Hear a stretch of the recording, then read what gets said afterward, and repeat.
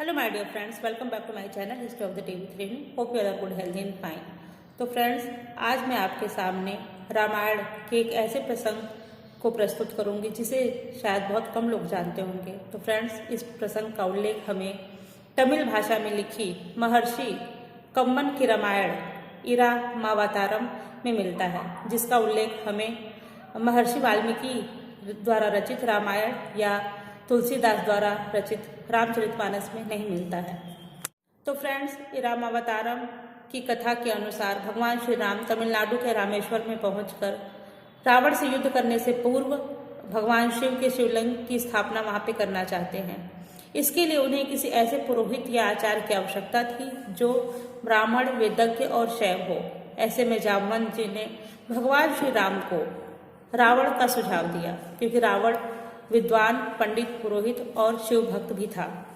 अब प्रभु श्री राम ने रावण को आचार्यत्व देने के लिए जामवंत जी को लंका भेजा। जब लंका में रावण को ये पता चला कि उसके यहाँ जामवंत जी आ रहे हैं, तो उसने अपने राक्षस सैनिकों को ये आदेश दिया कि वो पूरे रास्ते हाथ जोड़कर खड़े रहें और जामवंत जी को महल का रास्ता दिखाएं, और खुद महल के द्वार पर हाथ जोड़कर जामवंत जी का अभिनंदन करने के लिए खड़ा हो गया। जब जामवंत जी रावण के पास जाते हैं तो उससे कहते हैं कि मैं वनवासी प्रभु श्री राम का दूत हूँ, मैं इस अभिनंदन का पात्र नहीं हूँ। इस पर रावण उनसे कहता है कि जामवंत जी, आप हमारे पितामह के भाई हैं, इस नाते आप हमारे पूज्य हैं। कृपया आप अपना आसन ग्रहण करें और अपनी बात कहें, तभी मैं आपकी बात को शांति से सुन सकूंगा और उसका सोचकर आपको उत्तर दे सकूंगा। इस पर जामवंत जी रावण से कहते हैं कि हे रावण, वनवासी प्रभु श्री राम ने महेश्वर लिंग विग्रह स्थापना का विचार बनाया है, जिसके लिए किसी ऐसे पुरोहित की आवश्यकता है जो ब्राह्मण, वेदज्ञ और शैव हो। अतः मैं इसके लिए आपको आमंत्रित करने आया हूँ। इस पर रावण उनसे हंसते हुए कहते हैं कि क्या यह शिवलिंग की जो स्थापना है वो लंका विजय के लिए किया जा रहा है। इस पर जामवंत जी उनसे कहते हैं कि हे रावण, आपका अनुमान सही है। अब रावण भी प्रतिभाशाली था। उसने सोचते हुए कहा कि वनवासी यजमान उचित अधिकारी हैं, अतः मैंने उनका आचार्यत्व स्वीकार कर लिया है। अब जामवंत जी रावण से पूछते हैं कि रावण, पूजा की सामग्री क्या क्या लगेगी, कृपया आप मुझे बता दीजिए, तो हम उसकी तैयारी कर लेंगे।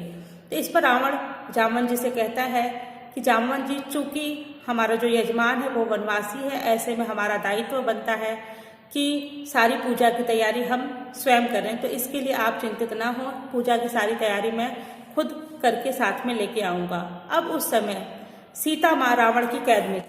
अब रावण माँ सीता के पास जाता है और उनसे कहता है कि समुद्र पार आपके पति मेरे यजमान ने शिवलिंग स्थापना का विचार बनाया है, जिसके लिए मुझे पुरोहित पद के लिए आमंत्रित किया है। चूंकि मेरा यजमान वनवासी है, इसलिए पूजा की सारी तैयारी मुझे करनी है, और पूजा में अर्धांगिनी की आवश्यकता होती है, इसलिए आप मेरे साथ चलोगे और पूजा के बाद मेरे साथ वापस आ जाओगी। अब रावण माँ सीता को साथ लेकर भगवान श्री राम के पास जाता है। वहां पे भगवान श्री राम लक्ष्मण जी रावण का अभिनंदन करते हैं। इस पर आचार्य लंकेश भगवान श्री राम से कहता है कि आपका जो ये यज्ञ है, जो शिव लिंग की स्थापना का जो पूजा है, वो मैं पूर्ण कराऊंगा, और भगवान शिव अगर चाहेंगे तो आपको यज्ञ की फल की प्राप्ति अवश्य होगी। पूजा की तैयारी शुरू कीजिए। अब भगवान श्री राम उनसे कहते हैं कि हनुमान जी महेश्वर शिवलिंग का विग्रह लेने के लिए गए हुए हैं। तो रावण कहता है कि यजमान, पूजा का मुहूर्त बीता जा रहा है, पूजा में देरी ठीक नहीं है।